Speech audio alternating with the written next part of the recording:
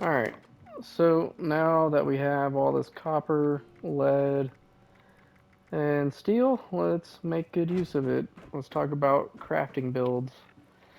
So you don't necessarily have to use the same cards all the time. Like you can just go in here and you can switch cards, right? So this is what I use for ammo crafting is the Ammo Smith and Super Duper. Um, and then also on my legendary perks, I have Ammo Factory. I've ranked it up twice. So without Ammo Smith, let's see how much I can make.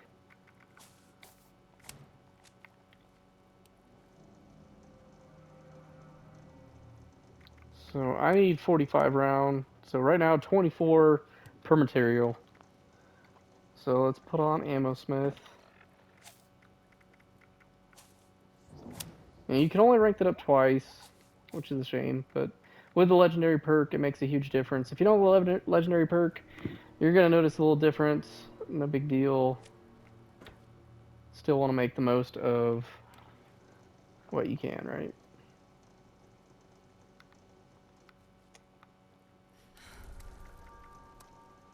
Alright, so now I can make 43, right?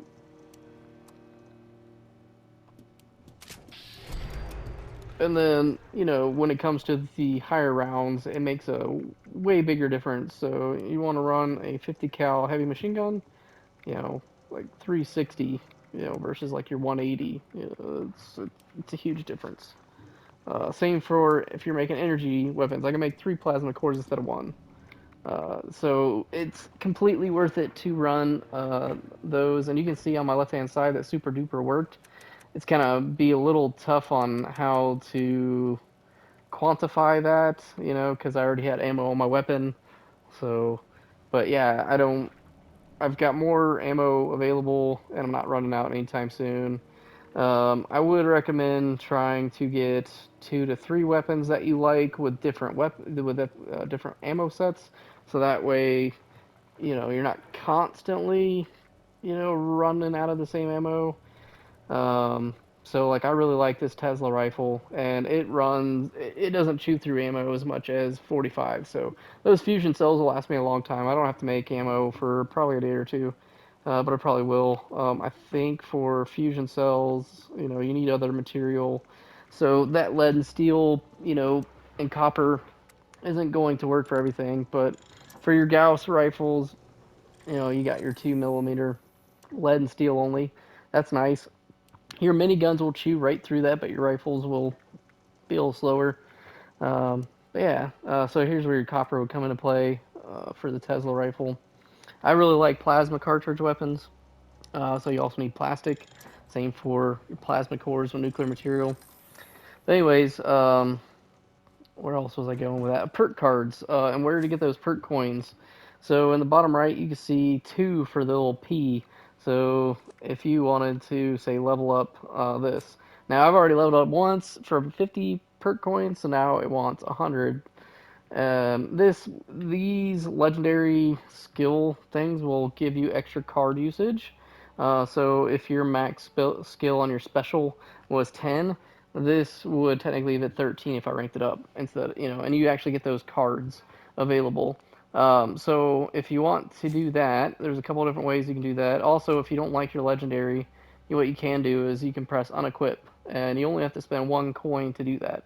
So if you want Ammo Factory, which as a starter player, I'd recommend. But also, so let me find a card I don't particularly like or need. Um, Also, when you open new perk cards, it'll give you duplicates. I don't think I have any right here. Let me see if I can find one. Yeah, see, so this one, I have an extra one that was given to me through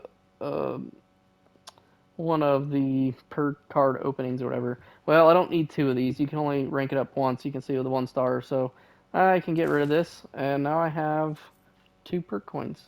And that's how you do that. If you find that you were using cards incorrectly, or you no longer like the build that you like, you can just destroy a card and you get perk coins. Now, getting up to 100 is going to take you a while, so being more active in what these perks do and how they work will benefit you as you rank up. From what I hear, creating a new character is easier to build a new style than changing your special stats on a higher level player. So pick what kind of character you want, whether it be rifle, non-automatic or automatic, a shotgun, heavy gun, power armor, non-power armor, um, medic, team player, mutated, not mutated. All these things count, and I think by the time you're level 100, you should probably have a good feel for it. If you're smarter than I am, you will look into these things before you're that that level. Cause yeah, I wasted a lot of level ups on dumb cards I don't like. Anyways, hope that helps. Also, if you play enough, Fallout First is worth it because you get an ammo storage box. I can store infinite ammo on here. I have no idea how much this weighs, but I can tell you a stash box cannot handle it. Sorry, stash box, not scrap box. This is my scrap box. There's no way a stash box is handling all this at all. It's like $12 a month. I think it's worth it just for that factor, because otherwise you are going to have to keep this thing super slim, delete everything as you get it. And we all know vendors run out too quick. You can try and put it on your vendor to sell, but if you don't have great products, it would almost be more worth it to destroy something to get its perks. Since we're talking about that, let me see. I don't really like pistols, so I'll just go ahead and bring this one up here. So also another way, if you don't have anybody to sell to, just go to your weapons bench and scrap a weapon you don't like. And now, see, look, I got a bruising grip. So I unlocked a mod just from doing that. I would be careful with that, not to do it with a weapon that's really good. Maybe wait till you have enough modules to modify it to a great weapon. But yeah, otherwise, it's a way to keep your scrap box clean. Watch out for things like, I think I got rid of them all, but if you look on here, I got a Nert Flux. You get these every day, and sometimes you'll get up to like 200, and they weigh a lot, and you can't sell them. Get rid of them. You don't need them. It's basically purified water times two. Keep like 10 a day. You'll be fine. Um, anyways, those are the perks of using the perk cards and Fallout First. Hope that helps.